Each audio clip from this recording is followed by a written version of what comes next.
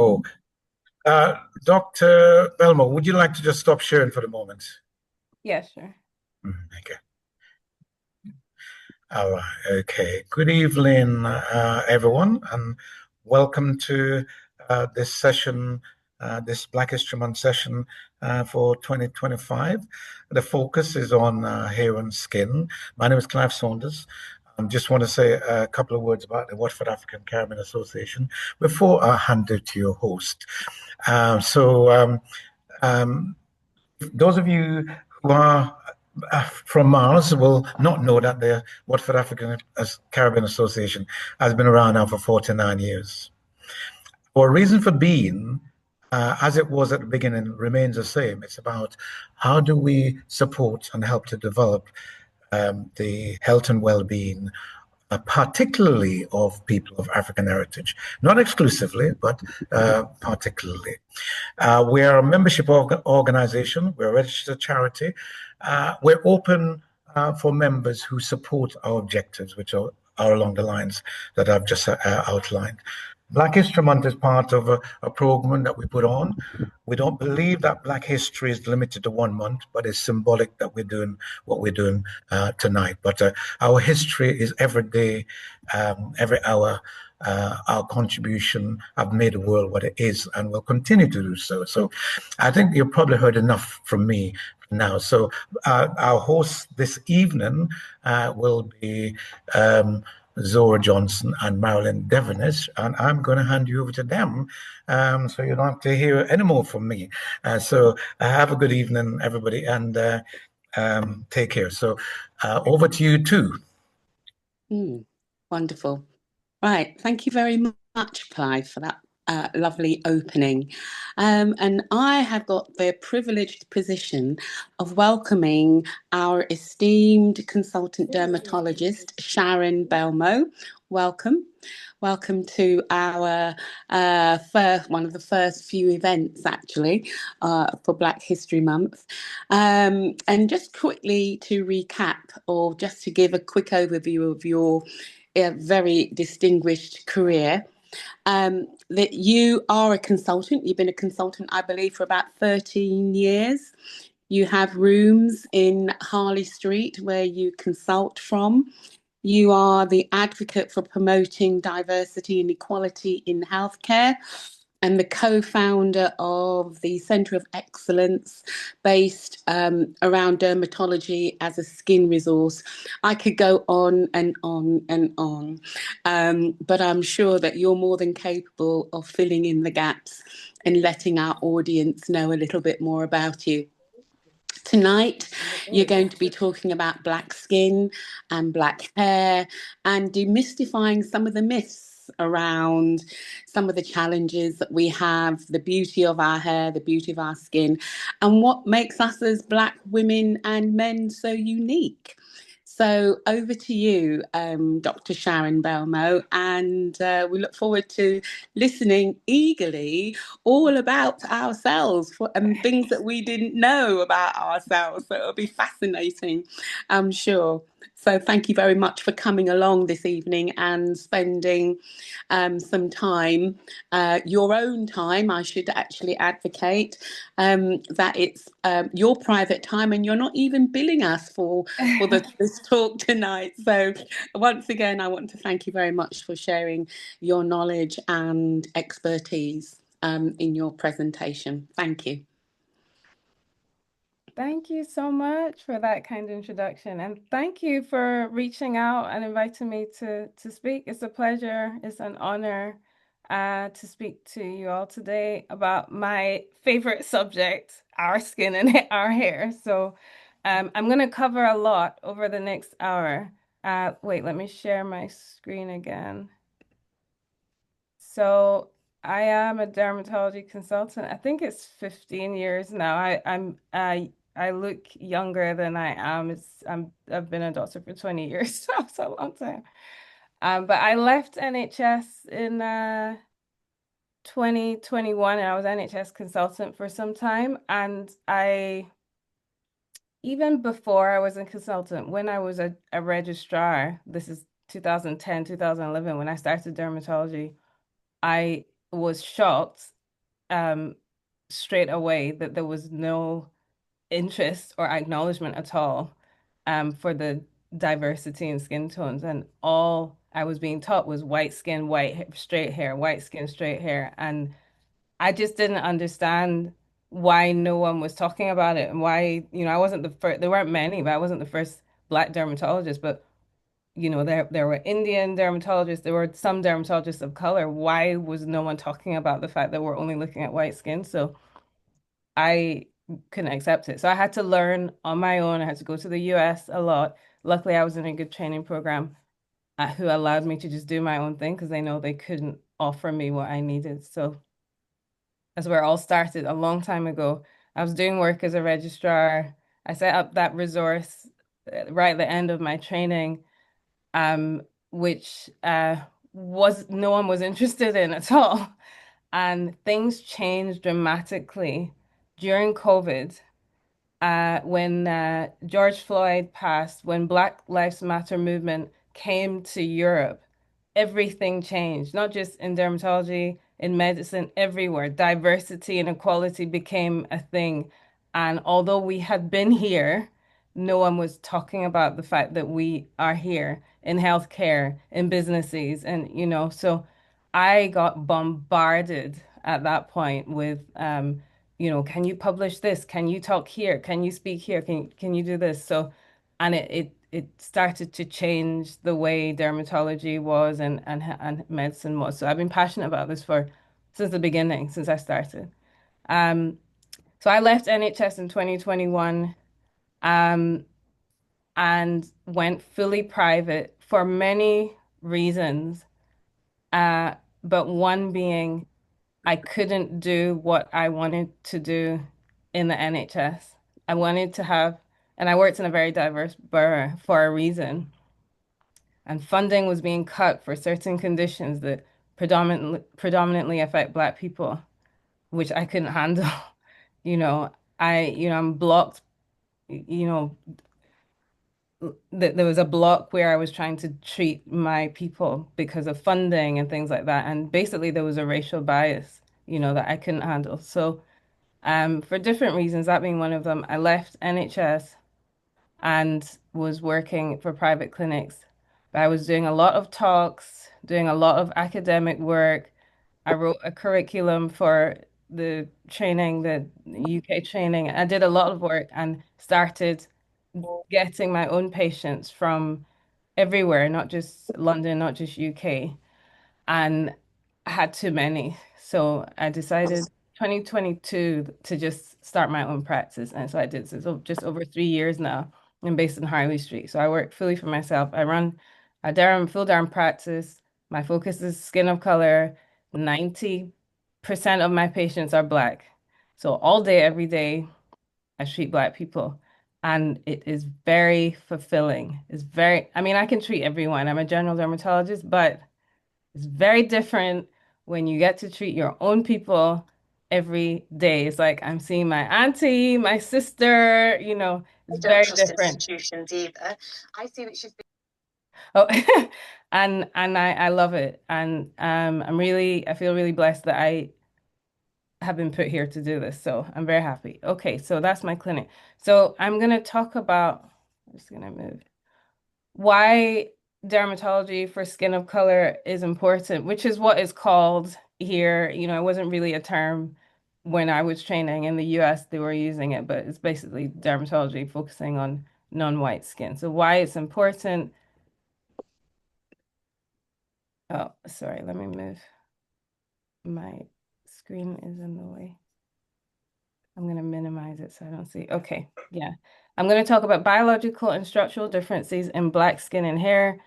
I'll talk about some dermatological conditions in Black skin and hair care and skin care. I'm trying to make this informative, but not so medical. I'm not going to go into all the treatments that we use. I want to keep it quite general because it would go on and on and on otherwise. Okay, why is dermatology for skin of color important? I've touched on it. You know this. The majority of the world is of color. So, like when I started training, why are we only focusing on one racial group, when the majority of the world is of color? And this proportion of the world is increasing and diversifying. Sorry, this is going to keep moving. I think it's timed.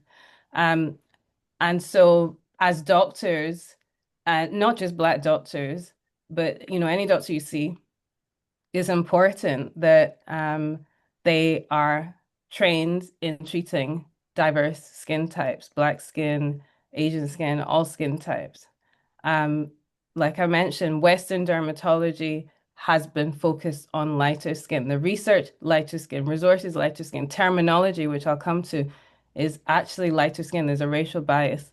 When I was in med school and doing derm residency, I noticed in the textbooks the pictures were white skin. When I would see Black skin, I would see it mainly in the chapters that focused on sexually transmitted diseases, HIV, tropical diseases, which bothered me a lot. I wouldn't see Black skin under acne or eczema, the things that we all suffer from. It would just be sexually transmitted disease, and this is how we were being portrayed, which I didn't like at all. Luckily, things are changing. So until very, very recently, and I'll say the last 5 years, that's it, there was no formal requirement for skin of color experience in dermatology training. When I was training, there was no formal requirement.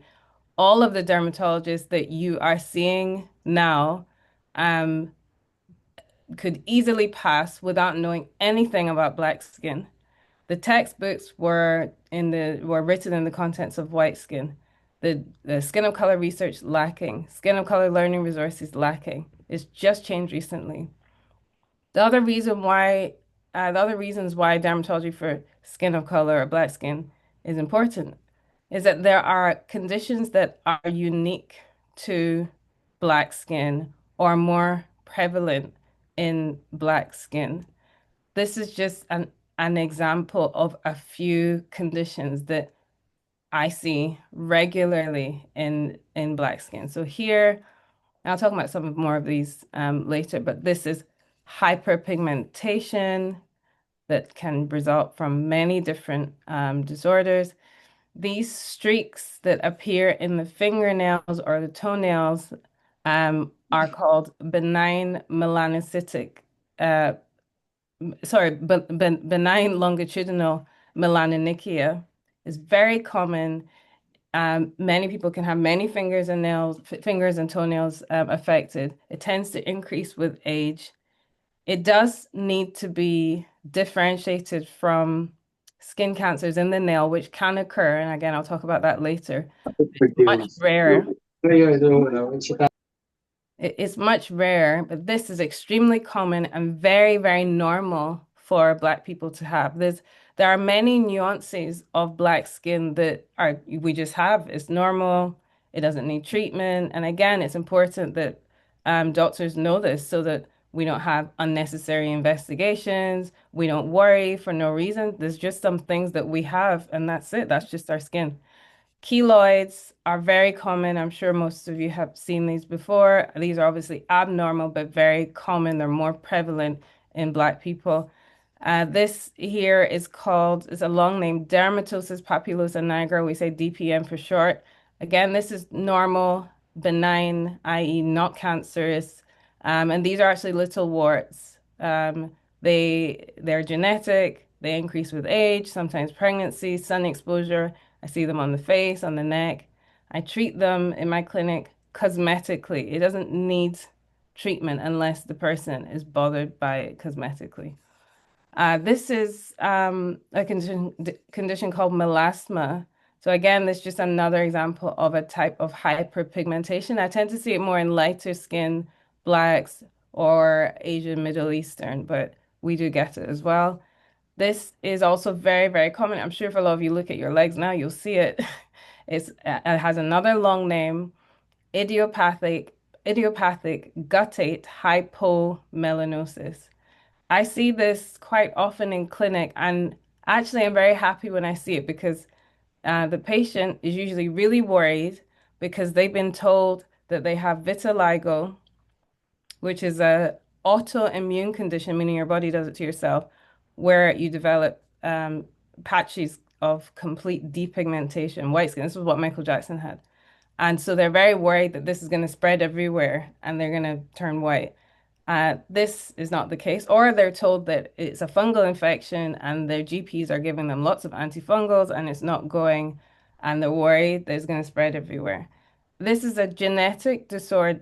I don't even want to say disorder. It's a genetic change in black skin that increases with age, and it's often due to sun exposure, which is why we see it mainly on the legs, sometimes on the arms, and it causes these small, lighter patches that tend to stay small. They don't develop into large patches, and they do not predispose to any other um, skin condition.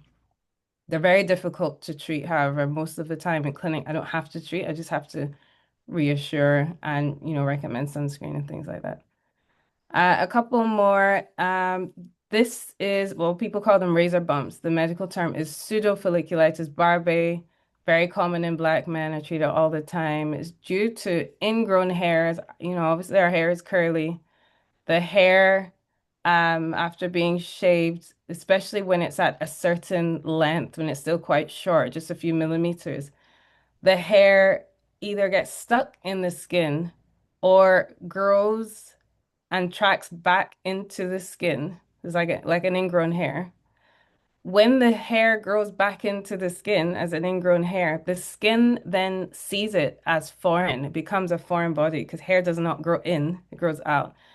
When the skin sees or identifies a foreign body, it attacks it. So there is an inflammatory response, and the inflammation shows up as, or the inflammation in the hair follicle, which is essentially a dot, shows up as a bump. So there are multiple inflamed bumps or spots. Some are pustules, i.e., filled with pus, or they're sore.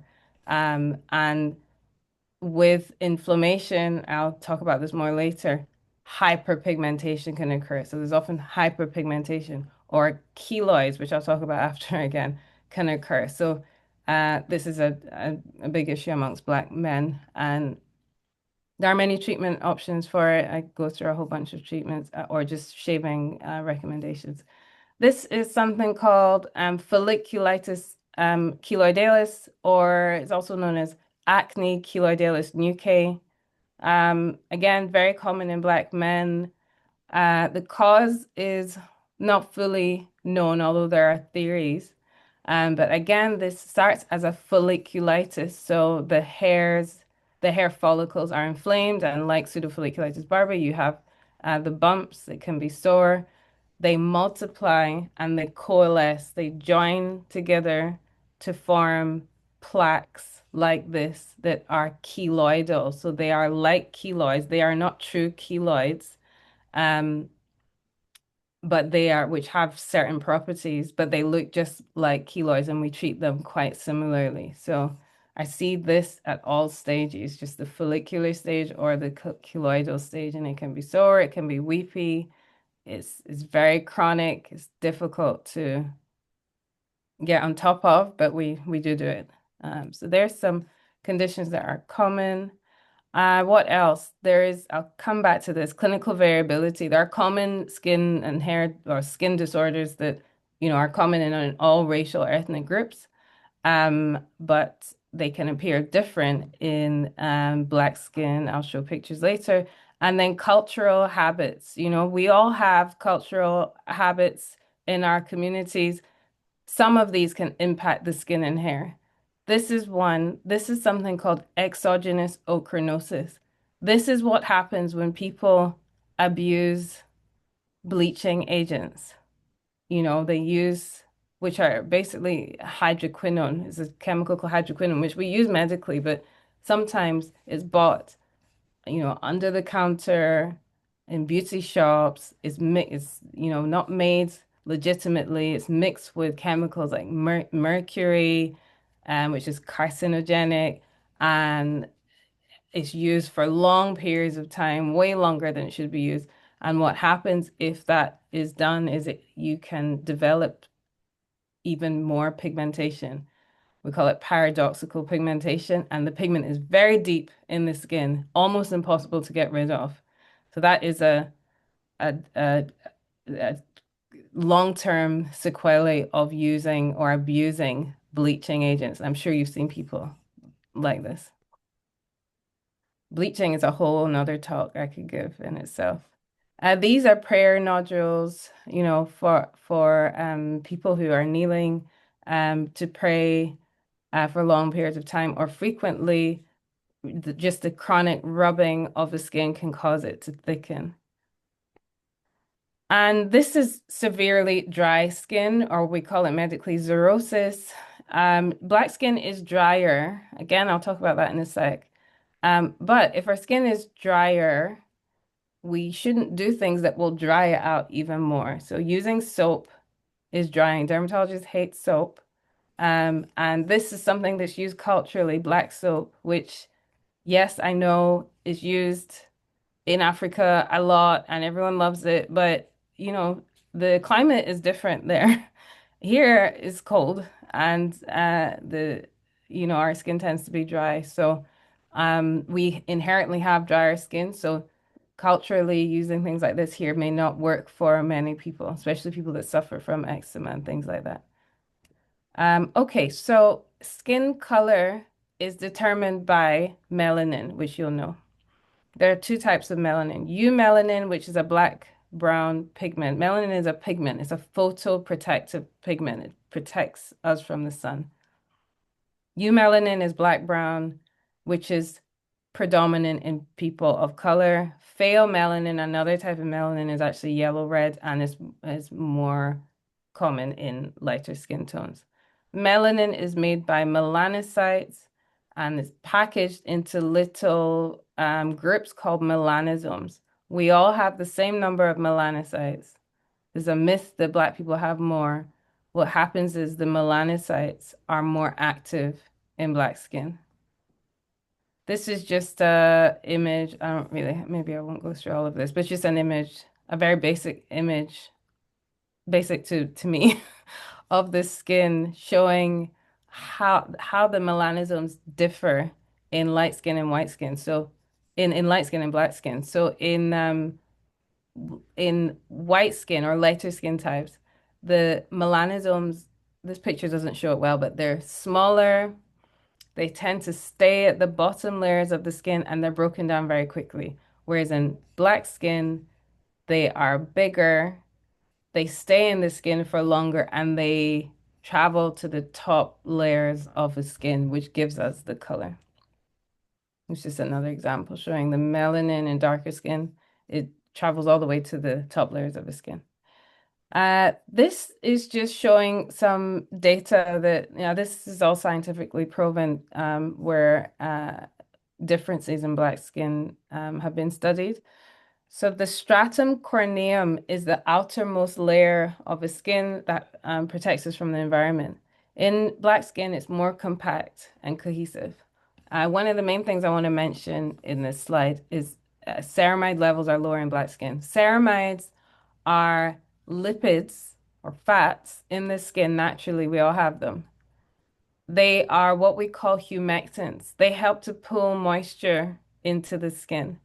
We have lower levels. This is one reason, or the main reason why our skin is drier. We have lower levels of ceramides.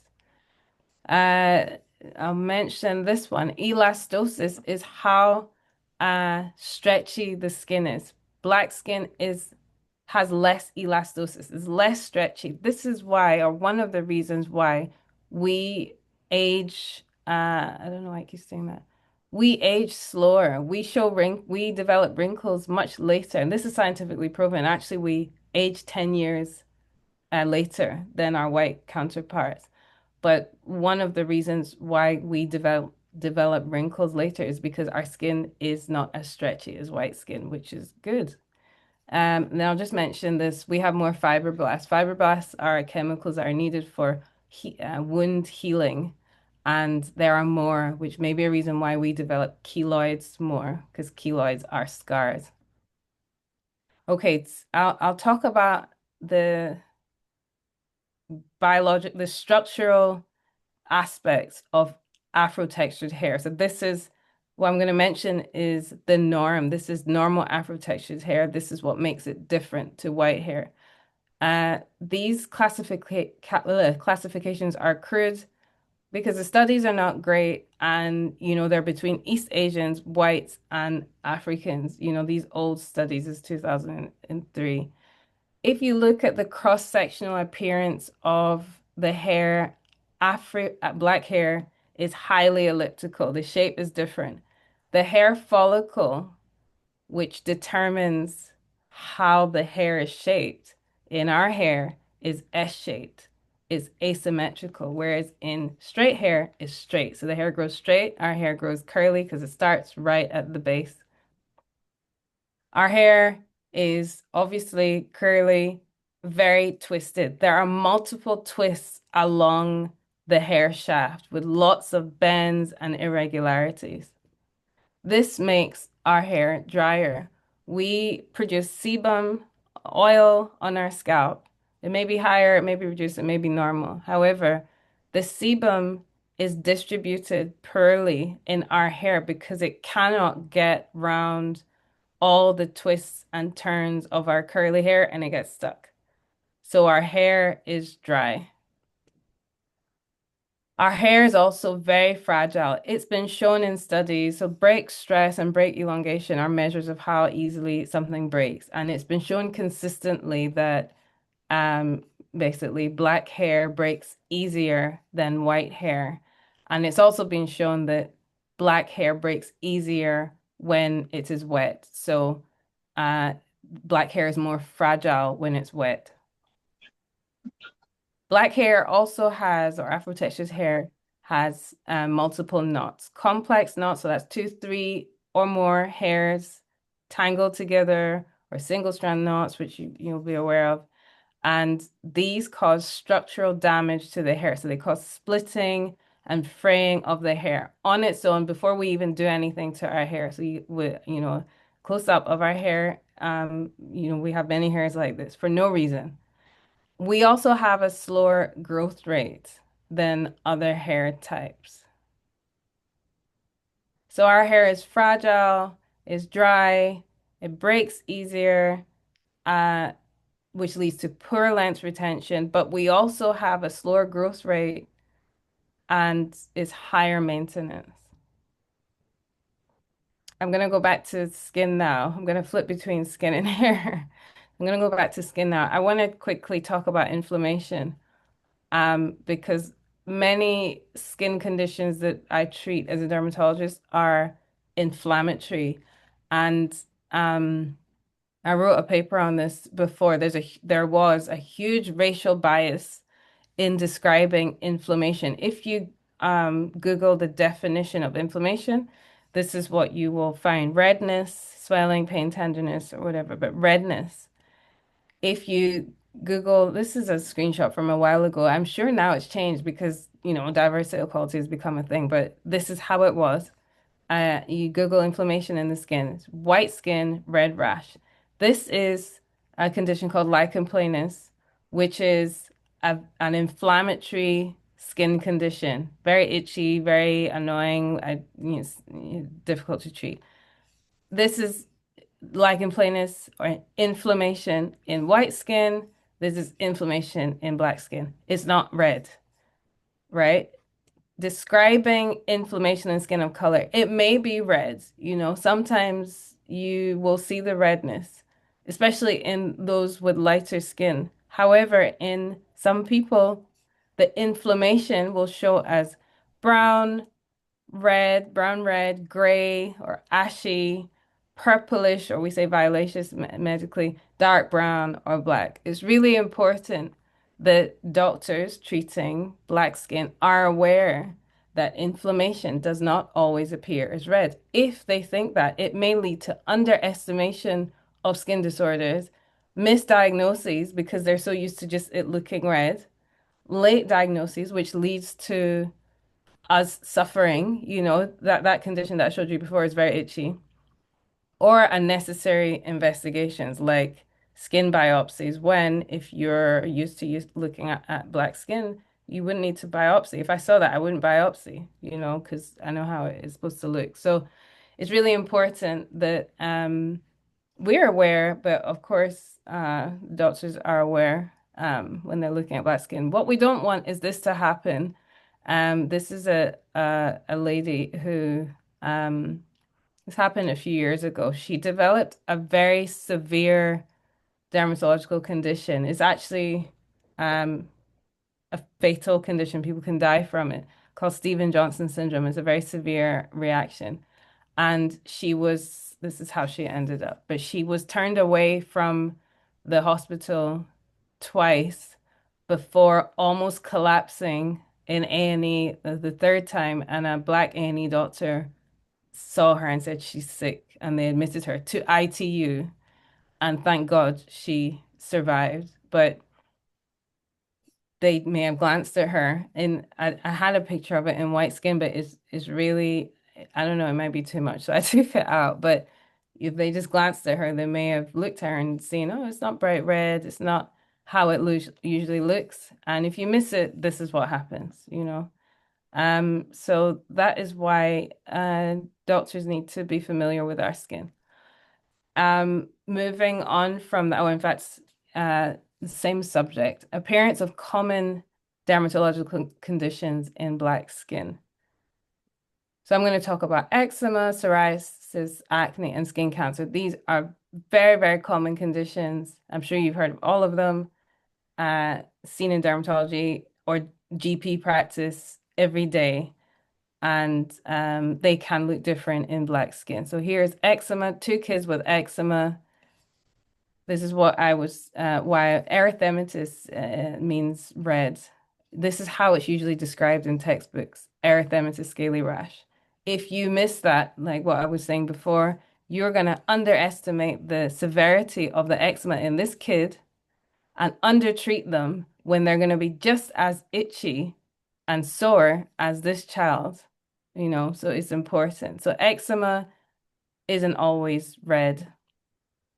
It's also important because eczema is actually more common in blacks and Asians, so there's no excuse to not be able to diagnose it in our skin. Black children are twice as likely to have severe disease. There are different patterns of eczema in black skin that doctors need to be aware of. You all need to be aware of as well, because you may have to fight for yourself and push if the doctor is saying, oh, no, it's fine, just use E45. There are conditions in the skin called lichenification and nodular prurigo that are more common in blacks. I'll show pictures. And, oh, sorry, that's a mistake. Altered pigmentation is problematic. So this is follicular eczema. It doesn't look like the picture I showed before. This is still eczema. I see this type of eczema in blacks all the time. It's still very itchy. It needs the same treatment. And it's often very widespread, often on the trunk. So that's still eczema. This is lichenification. These are severe cases. This was one of my patients. And this is when the skin becomes thicker from chronic rubbing and scratching, because eczema is obviously a very itchy disorder. It also becomes very hyperpigmented and quite disfiguring. And this is called nodular prurigo. It's also another form of eczema, and it's more common in blacks. And it's difficult to treat, and it's essentially lumps of eczema rather than widespread patches of eczema. And it causes a lot of hyperpigmentation in our skin as well. And as I mentioned, altered pigmentation is a big, big, big issue, not just with eczema, in general in black skin, because the melanin is very reactive to everything, to light, to sunlight, to burns, to scratches, to inflammation. The pigment either goes or increases. So some people, after they have, a bout of eczema, they may be treated, but they're left with this. So it still looks like they have something. Psoriasis is another common skin condition, although it's not as common in blacks. I rarely see it in clinic. I saw it lots in NHS because I was treating a lot of white people, but I rarely see it in blacks, to be honest. It's reportedly more severe with a greater psychological impact in US data but in blacks versus whites, although the data is lacking. We need more studies. Altered pigmentation can be problematic as well. Treating scalp psoriasis. Sometimes psoriasis, which affects the body, it can also affect the scalp or only the scalp. I wouldn't say it's more severe in black skin, but if you are a doctor who is not black or not familiar with treating black people, you're not going to know how to treat our scalp because you won't know how to treat our hair or anything about our hair, and that's where the problem lies. In textbooks, psoriasis shows up as pink. I mean, it's still pink, but it causes loss of pigment, or it can cause hyperpigmentation again. So it can look different in black skin. This is severe scalp psoriasis, which may become even more severe because the inadequate treatment is given, or treatment is given that a black woman is not going to use, like wash your hair with this every day. No black woman is going to do that, so it may get worse as a result. Again, racial bias. Acne is very, very common. Acne in blacks, there are different problems that we face. Again, hyperpigmentation. Pomade acne, I'll show you a picture of. Post-inflammatory hyperpigmentation and keloid scarring. So here's acne. As you can see, it's generally very red in white people. It can be red in black people, but there's often pigmentation. The pigmentation can be during the active acne, and it can be after the acne, which we call post-inflammatory hyperpigmentation. So the acne is settled, but the melanin that has gone to that area because it's so reactive lingers, and you have these dark patches that persist. Sometimes acne in black people is undertreated as well because it's felt that the pigmentation is all post-inflammatory. So it's just, oh, the acne is finished and you just need to wait for the pigment to fade. When in actual fact, sometimes the pigment is, we say peri-inflammatory, is there. It should be red, basically. It's there when the acne is active. Like this is just as active as this one, but this person may be treated as if, it's all post-inflammatory change and okay, just, moisturize and the pigment will fade. So that's important to note. There was a study done a while ago where they looked at the pigmentation that patients get after acne, and it was found that in patients of color, the most disturbing feature of acne is not the active lesion itself, but the resulting post-inflammatory hyperpigmentation. So it's very bothersome. I see it in clinic. I remember hyperpigmentation is not treated in NHS because it's seen as cosmetic, and obviously NHS cannot treat cosmetic things. I don't believe it is in this case cosmetic, but a lot of patients, black patients, would therefore be dismissed because NHS wouldn't cover it, and they'll have their acne treated, but they're left with this after the post-inflammatory hyperpigmentation. Would you be happy if your acne is treated by your doctor and they say, okay, great, good job, and they discharge you like this? No, it's still there. There's something that's still there. So this is post-inflammatory hyperpigmentation. It's very persistent in darker skin. This I don't see as much now. It's called pomade acne, and this would result from using oils or greasy products in the hair that drip onto the forehead and temples and block the pores, and that would cause acne. So we call it pomade acne.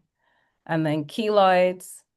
Keloids are overgrowths of tissue. They're actually tumors. Tumor doesn't mean cancer per se, it means a lump. This is benign tumors, benign overgrowth of tissue, scar tissue. And keloids result from trauma to the skin. So it can be a cut, a burn, a scratch, inflammation, i.e., acne. Acne is actually an inflammatory condition. And so Black people who are prone to keloids can develop keloids after acne. I see that more in men, and it tends to be around the jaw, around the beard area. Skin cancer I'm not going to talk about too much. The main thing I want to say is that we know our risk of skin cancer is lower. It's not non-existent. There is a risk. We can get it, but it's obviously significantly lower than white people. However, when we talk about skin cancers in Black people, despite us having a lower risk and lower incidence, our mortality rate is much higher, meaning we are more likely to die from a skin cancer than a white person, even though white people get it all the time and we don't. That is a big issue.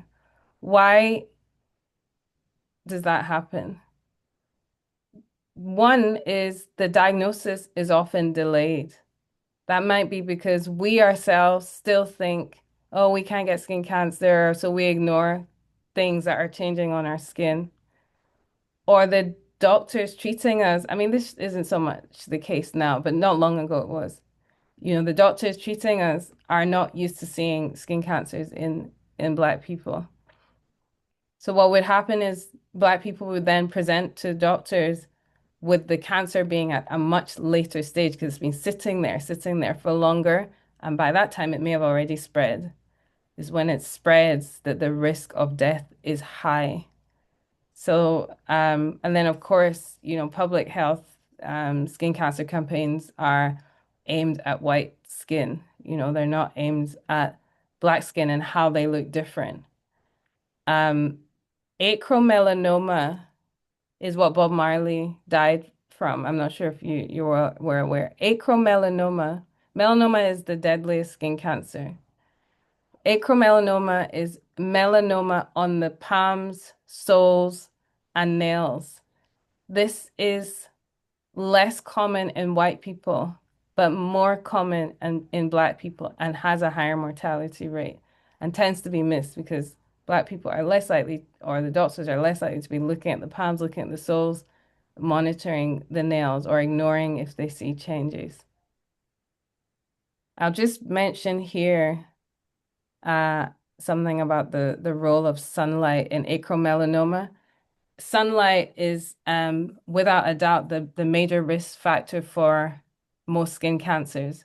However, in Black people, particularly with acromelanoma, it isn't. You do not get sunburn in your nails, palms, or soles.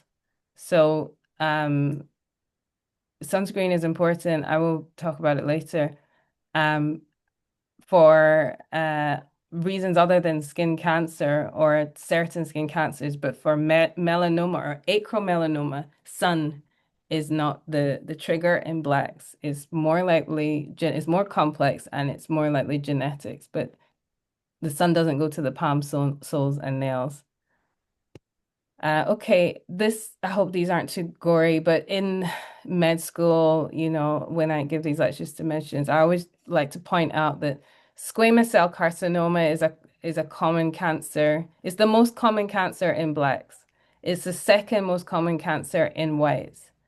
In white people, this is generally how they look, and that's how we're taught. Pink, we say nodule, we say keratinized, lots of dead skin on top, in sun-exposed sites. In Black people, they are often pigmented and they tend not to appear in sun-exposed sites. So sun-exposed, like the face, in white people, you see on the face, the scalp, the ears, the hands. I've never seen a Black person with this in any of those places. Where we do tend to get them is in chronic ulcers, which is something Black people suffer from a lot, or chronic scars. We as Black people are more likely to have lupus, which causes ulceration and scarring. You see SCCs in these types of patients, you know, lower legs. It's just, it doesn't look as obvious. It's very inconspicuous, and an SCC is missed. Basal cell carcinoma is the most common cause of skin cancer in white people. Second most common in Black people is not that common in Black people.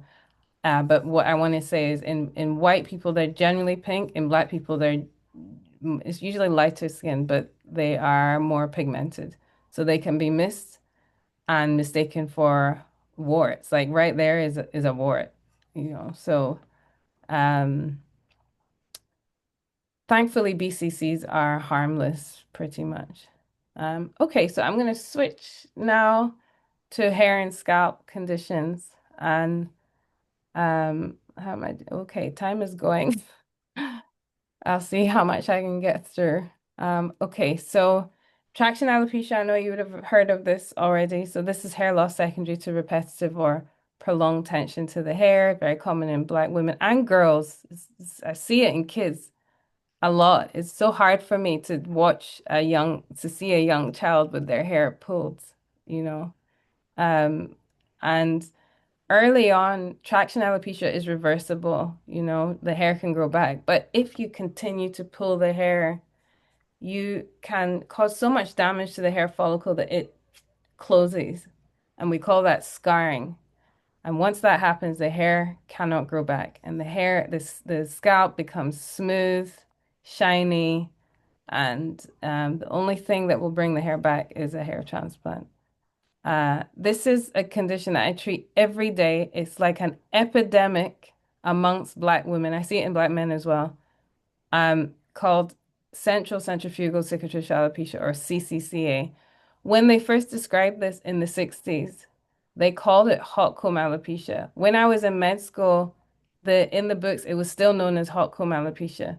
They changed the name in 2012 to CCCA, which now describes what's happening. So central, the hair loss starts in the middle. Centrifugal, it spreads outwards. Cicatricial means scarring. Alopecia just means hair loss. It's sometimes itchy, sore, burning sensation, but quite often it's asymptomatic and it's silently spreading. And I see it like this at late stages. It's not caused by the hot comb. It's not caused by hair styling, although certain hairstyles may make it worse, but it's not caused by it. In 2014, a gene mutation was found in a third of Black women with CCCA. It runs in families. I see it. I've seen it across 3 generations. Um, it's definitely inherited. And there are links to fibroids. Is that 4 or 5 times risk of having high fibroids when you have CCCA? Diabetes and breast cancer. Breast cancer, I believe, is twice as high. The risk is twice as high. So it's a medical condition. It isn't something we did to ourselves on purpose. And seborrheic dermatitis is very, very, very common. I see it every day, often in combination with another hair loss condition. I treat hair loss a lot. Seborrheic dermatitis is due to overgrowth of yeast. We all have yeast on our skin. It's a normal, we call it commensal, tends to be more in the sebaceous rich areas, so the areas where there's more oil glands, so the scalp, eyebrows, around the nose, ears. And sometimes this can overgrow either on its own or due to stress or due to certain medications or due to illness, diseases, or due to external factors like putting oil and grease on the scalp. When the yeast overgrows, the skin doesn't like it, it becomes foreign, and there's an inflammatory response. So you get inflammation. With the inflammation, the skin turns over too quickly and you get dryness and flaking and itching, and it's very common. It's worse in Black people because we make it worse. We wash our hair less often and we put stuff on our scalp all the time that are pro yeast, like oils. That's the perfect breeding ground for yeast. So often when I see patients in clinic with seborrheic dermatitis, I treat medically. Yeah, we use antifungals and anti-inflammatory treatments, but I also have to give a lot of hair care advice. And that involves keeping the scalp clean, avoiding conditioners on the scalp, using the conditioners and the moisturizers for the hair, and shampooing the scalp, avoiding putting anything on the scalp, hair washing frequency, using anti-dandruff shampoos, which are antifungal, and using them as scalp treatments before washing the hair, using an applicator bottle so it's easier to go on the scalp. And then I talk about protective hairstyling. as well. I'll just quickly mention chemical relaxers because I was asked about this in the talk I did earlier today. People are relaxing less. Relaxers are highly alkaline chemicals. They're very strong. They break the disulfide or the strong bonds in the hair permanently to change the shape, make it straight. It's associated with many different side effects.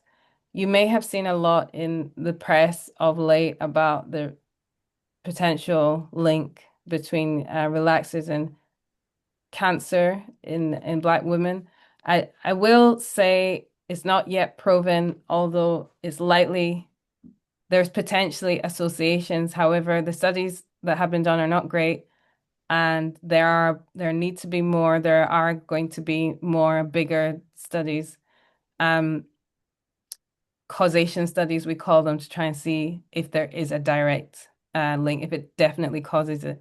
But what has been found so far is potentially there is an association. However, it's when the relaxer is used for a long time and frequently, and there are scalp burns, which increases absorption. And it's felt that relaxers and many hair or cosmetic products, particularly ones that Black people use, have chemicals in them that disrupt hormones and fibroids and uterine cancers like ovarian cancer, endometrial cancer. These are hormone related. So there are many endocrine disrupting chemicals. Here are just some of them. Formaldehyde is carcinogenic. It's a known carcinogen. So there's something out there, something happening, and more research is being done. I don't know if I have time to do. I don't think I do. I was gonna go through some. Maybe I'll do this quickly. Some misconceptions about Afro-textured hair uh, that I hope you don't believe. So one is castor oil makes your hair grow. I hate castor oil. One, because I'm always treating seborrheic dermatitis. It's too thick. It doesn't make the hair grow. So the answer is no, it doesn't make the hair grow. There's no scientific evidence, and there is risk of buildup and dandruff, seborrheic dermatitis. However, it is thick, so it's a good sealant. So if you need moisture, which we do by using water, water-based products and things like that, you can seal it with an oil and to retain the moisture. And in doing that, you'll have less breakage, which will then retain length, but it does not change the hair growth cycle. I wanted to mention rosemary oil, which everyone loves. There was a study some years ago on rosemary oil, and when this came out, everyone started using, well, it's many people are still doing it, using rosemary oil to try and grow their hair. Um, I just want to say, in medicine, we like evidence-based medicine as dermatologists, and the evidence is poor. There's one study, one very small study, and which is already hard for us to take information from. And rosemary oil is an essential oil, which means it needs to be diluted. It will cause irritation if it's applied directly to the scalp. We don't know what the correct or the optimal dilution should be. Plus, rosemary, in the study, it was compared to minoxidil, which is Regain. This is the women's one. The men's one is darker blue, which we use a lot. Minoxidil is a good hair growth treatment, but it was compared to 2%, which we never use in as dermatologists that treat hair. The minimum percentage of minoxidil I would use is 5%. So it's a very low percentage anyway. So even if it did, compared to minoxidil 2%, so what? It really is not going to grow much hair. So that's about rosemary oil. This one I hate so much. Anyone that comes to my clinic will have this taken off them if they bring it. Biotin makes your hair grow. No, it does not at all. Unless you're deficient, and no one here is biotin deficient because biotin is in all foods, and we're not malnourished in this country, and So yeah, we're not deficient. If you were deficient and you would see it in other ways, or there's a genetic, so inherited, there are genetic deficiencies, but they're extremely rare. And you replaced it, then yeah, you would see a difference, but no one is. So it doesn't do anything. And I highly recommend that if you are taking biotin to stop, because biotin can mess about with your normal blood tests, especially thyroid function tests and cardiac tests. There's something called troponin T, which is a marker for heart attack, and biotin can mess about with that and may give you false positives, false negatives, which you don't want to play with, right? So biotin is not necessary.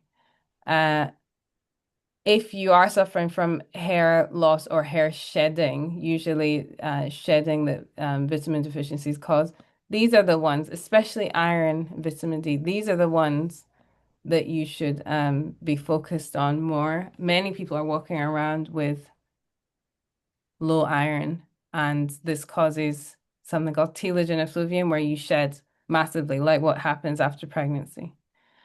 You should grease your scalp. No, you shouldn't. Again, I've touched on the, well, I've mentioned this a lot now. Grease oils just clog up the scalp. We produce sebum. We don't need any more. Our hair needs the moisture. And so this causes the yeast to grow. It causes seborrheic dermatitis, and so which needs medical treatment. So no blue magic.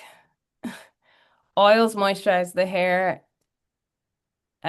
No, not directly. They can retain moisture by sealing in water-based moisturizers, but remember, oils don't mix with water. Most oils have molecules that are too large to penetrate the hair, so they don't actually moisturize, but they can seal moisture in very well.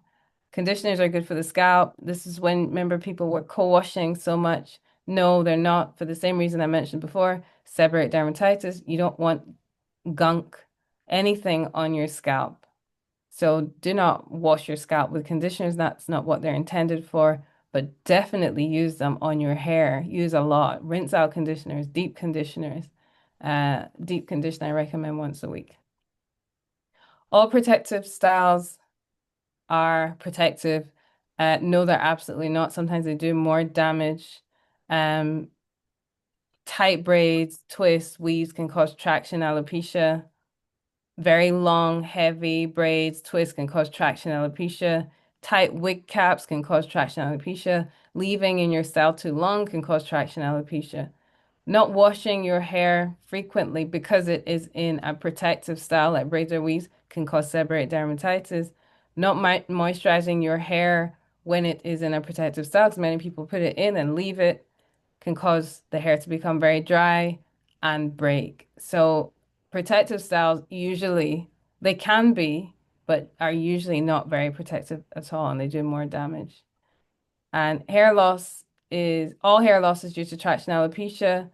Uh, Many of my female patients have been diagnosed with this. Some might have it, but they often have other things, or some completely do not have it, and they've been labeled as having traction alopecia. This is an issue that Black women have, and other conditions that may look similar are missed, and they are really important that they're not missed because they need very different treatment. So I've seen patients with this condition called alopecia areata, where they have patches of hair loss and be diagnosed with traction alopecia instead because they've been told, oh, the braid pulled it out. And this is an autoimmune condition, nothing to do with hairstyles. This is a condition very often mistaken for traction alopecia called frontal fibrosing alopecia. It's different from traction in that, I don't know if you remember the picture I showed before of traction. There's usually a retained strip of hair at the edge. This condition called FFA takes all the hair. It just goes back and back and back and back. It's receding hairline. And the skin is smooth because there's loss of hair follicles. It's scarred. And this needs a lot of treatment. It's difficult to stop. It needs a lot of treatment. So that's frontal fibrosing alopecia. Oh yeah, I have a picture. That's the difference. Traction, if you do braids or whatever, you don't usually take the baby hairs right in the front. You take the hair behind it. So this is the hair that goes. Whereas in FFA, it takes everything. I don't have good hair. I don't hear this as much now, thank God. But good hair is healthy hair. It's important to establish a healthy hair regime. Wash the hair once a week, maximum every 2 weeks. This is for women. Men can do it more often. Use sulfate-free or anti-dandruff or anti-dandruff shampoos.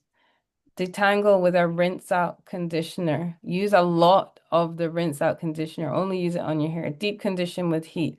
Moisturize throughout the week. You can seal if you want with an oil or a butter, but don't use that to moisturize. Keep moisturizing throughout the week. Trim regularly. I know we don't like trimming our hair. We need it. Avoid chemicals, avoid heat, avoid tight hairstyles, especially for prolonged periods. Cover your hair at night. Like I mentioned before, vitamin deficiencies can cause hair loss. So, make sure we all have low vitamin D. Just take it every day. Buy it from Boots. We all need vitamin D for everything. We all have low vitamin D. There's no sun, and the melanin prevents the absorption. So, diet, make sure you have iron, everything, exercise, address stress. And everyone I see in my clinic is stressed. We live in, like, it's stressful. Life is stressful. In London, there's so many issues. So, look after yourself because it often shows, what people are going through because I hear all about it. It shows in the hair. See a dermatologist early for hair loss. There's too many people going to trichologists or their hairdresser. And I've just mentioned just a few hair loss conditions. They are medical conditions. The drugs, the treatment that I use is medical. Some of the drugs that we use to treat the conditions are immunosuppressant. Some of the drugs that are used for lupus are what we use for hair loss conditions. Going to a trichologist and having herbal shampoo or hair treatments is not going to clear inflammation that's deep in the hair follicle and destroying it. So see a dermatologist that treats hair, because not all dermatologists do hair, first to get a diagnosis and then take it from there. I'm not going to go through skincare because of time. But I can take questions just for 5-10 minutes and then I have to go and put my daughter to sleep.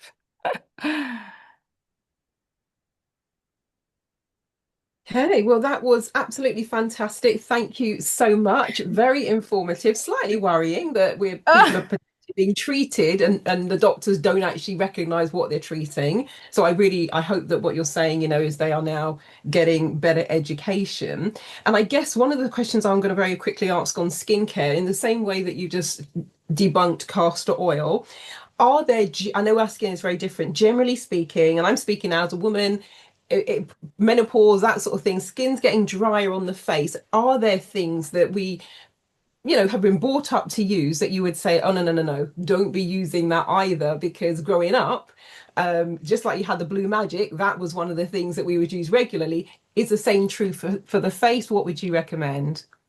It depends on maybe I should just pull this up actually.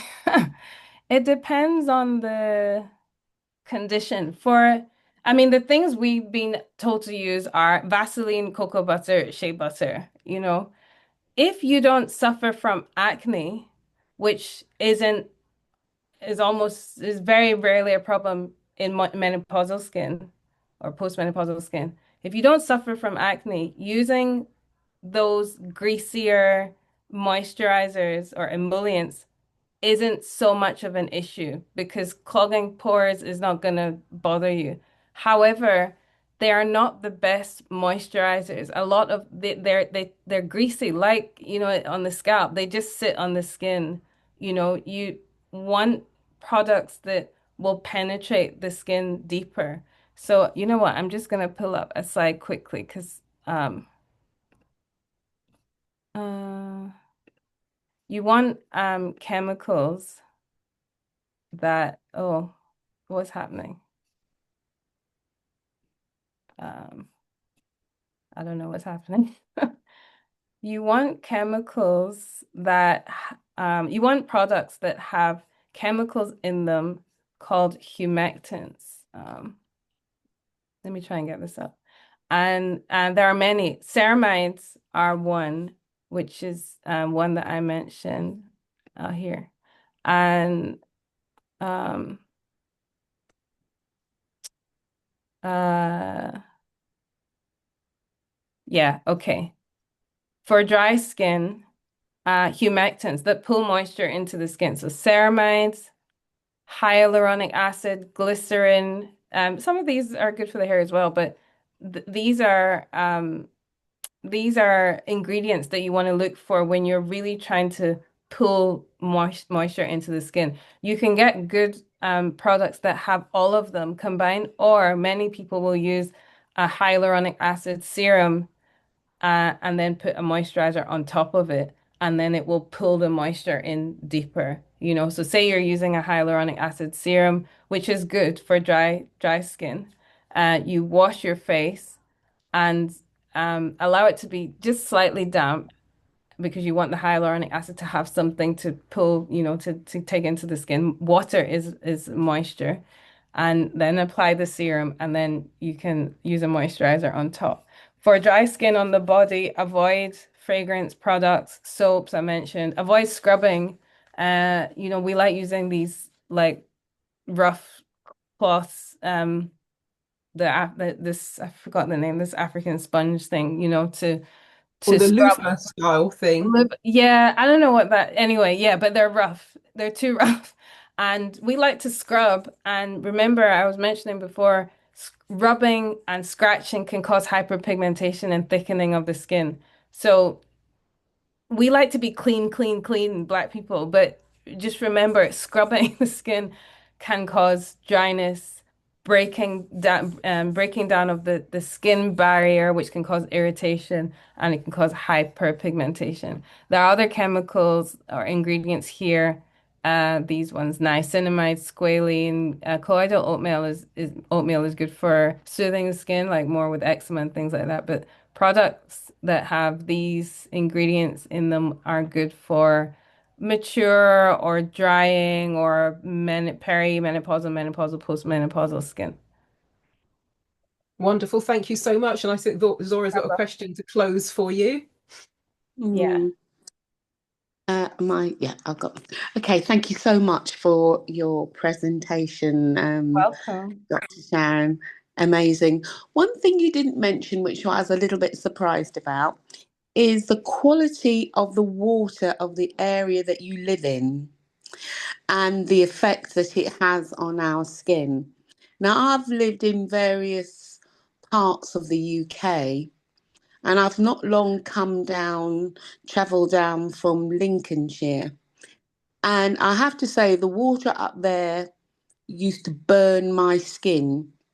And Oh, I actually had to have a sample of the water done by the local water board because I wasn't convinced that it wasn't something in there wasn't toxic and causing my skin to burn. Um, I've moved away and I've come down to the Watford area, and it's all settled down. All the treatment, all the aqueous creams and things that I was had to use up there because I couldn't let the natural water interact with my skin. It was causing me lots of inflammation all over the place, never mind my hair. yeah. Um, so there's very little that we can actually do in terms of the water that comes out of our taps. But would I be right in saying that certain parts of the country do have whatever it is they put in water that's likely to cause more of a flare up in our skin? Yeah, definitely. I mean, it's hard water that causes deposits in the skin and hair. I mean, I'm from Scotland. I found it when I moved to London. The water here is bad. But I recommend, they did a big study some time ago in children with eczema and hard water and using water filters. And actually, they didn't find that it made eczema worse. They didn't prove it. We like evidence-based medicine, so it's not something that is um, always spoken about. However, when I see patients that tell me, oh, I have eczema, when I go to visit my grandma in wherever in this countryside, my skin is better. And when I come back to London, it's worse. Then obviously, the whatever is in the water there is irritating your skin. So you go with what you feel and what you see as well. You know, the water is different in every area. I just recommend using a water filter in hard water areas, especially for the hair. I filter my water. Right. Okay, thank you. Yeah. Marilyn, are you there? Yes, I am. I was just having a quick look at the schedule just to see what's coming up next. But I just want to say, Dr. Sharon Belmo, thank you so much. It You're has been absolutely fascinating.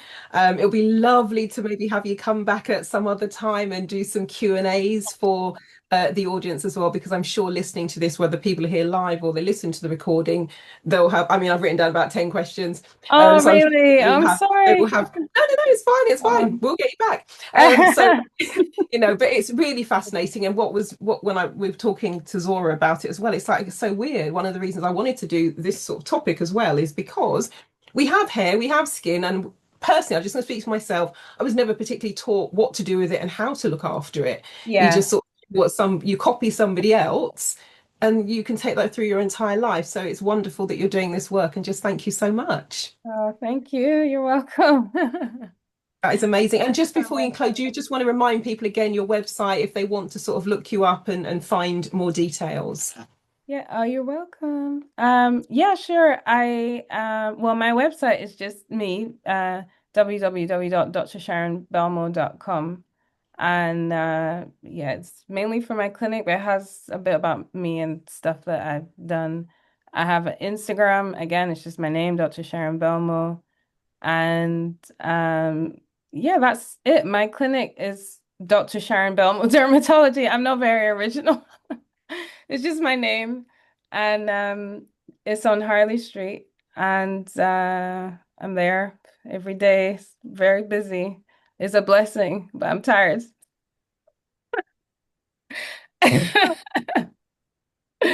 But I wonderful. love Thank it. So it's okay. It's worth it because I love you. it. That is wonderful. Well, thank you so much. We'll let you go and put your daughter to bed now, but She's really she's loving appreciate you it. being. She's so happy. She's quiet. I can hear the TV. She's so happy. You got a few extra minutes today. That is Yeah. amazing. Thank you, thank you, thank you. And Zora, is there You're anything else you welcome. want to add before we go through the schedule, before Dr. Belmo heads off to put her daughter to bed? No, but just to thank you once again. Oh, And you're welcome. yeah, just thank you for being so unique and being determined Yeah, to be a service for our community. If thank you are the only doctor specializing in black skin, my goodness, I think we need to do some succession planning and make sure you've got more followers following through the ranks. But yeah, thank you so much. I do appreciate your time that you're giving you. us today. You're so welcome. You're so welcome. It's an honor. Mm. And there's wonderful feedback. People are thanking you in the chat, saying it's excellent. It was informative. Thank you so much. Oh, Such an informative presentation. Brilliant presentation. thank Thank you for the you. information. Well received. So wonderful comments as well. Of course, because it was all of those things and so much more. Thank you so much. I'm glad you all Thank you. enjoyed it. Thank you. Thank you. Oh, Wonderful, thank you. And in closing, before we head off, we're just going to tell you very quickly about the schedule that's coming up. We've still got a few more things in the roster. So October the 23rd, if you're watching this in real time, we've got the Three Rivers Black History Month drop-in event. And that is taking place Leavesden Hives, Abbots Langley, WD5. So that's an in-person event, 11:30 a.m. That's in 2 days from now, if you're watching in real time. We've got the 25th of October, Caught You in a Lie. It's a live musical show, 6:30 p.m. A powerful one-woman show featuring Britain's Got Talent semi-finalist Yvonne Michelle. That's at Talisman House, Wigan Hall Road, Watford W18. The 26th of October, an evening of African history, the great empires of Africa. That's at 7 p.m. These are all UK time. Currently, we're in BST for a little bit longer. And that is learning about key areas of Black history with Professor Keith Davidson. That is happening online. And then on the 31st of October, to round out Black History Month, we've got the community storytelling event. That's at 11 a.m. and that's at Watford Central Library, WD17.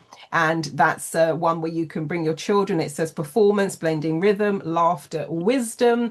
And I'm on WACA.org. So that's WACA, the Watford African Caribbean Association. So WACA.org.uk. And I'm for black/black-history. That must be. If you go to waca.org.uk, you'll find everything about WACA. It is free to be a member. These events are happening throughout the year. As Clive said in opening, Black History Month isn't just about the months. We're doing events throughout the year. With all sections of community. Everyone is welcome. A lot of it happens online. It's free of charge, so do make the most of it. And of course, we have the anniversary big bash coming up next year. So you're going to be hearing a lot more of that as it comes on stream. There's the book as well. There's a lot going on. So yeah, make sure you keep in touch. Follow the YouTube site as well, which is where this is going to be posted. So Zora, I will give closing words to you if there's anything you want to say in closing. In closing, just to thank you for being a fantastic co-host. You and I don't do this in isolation. We are part of a wider group of directors who all give up their private and spare time to bring a large variety of subjects to the community so that everybody can share. And it's important that we continue doing the work. It's important that other people come on board to make all the hard work worthwhile. And yeah, we look forward to seeing new faces at our events as they crop up throughout the year and the month, end of the month. So thank you for those that are still on the call. It was lovely to have you with us over the past couple of hours. Have a lovely evening, what's left of it. Thanks, Marilyn. Look forward to seeing you soon. Absolutely. Thank you so much. And Clive has said, P.S. you will need to register for the 31st October. Places are going quickly. So Clive, as you're still there in the background, I shall leave you to end the recording and then you can end the webinar stream. But thank you so much, everyone. I'm really delighted that you enjoyed the talk because it was absolutely amazing. And I'm like, oh my God, because some of those myths, I was brought up on those myths. So weren't we all? All right. Well, good night, everyone. Thanks, Zora. Thank you, everyone. Lovely to see you, Marilyn. Bye, Take Martin. care. Bye, Thank you. Bye. Good night, everyone. Good night. Night. Thank you.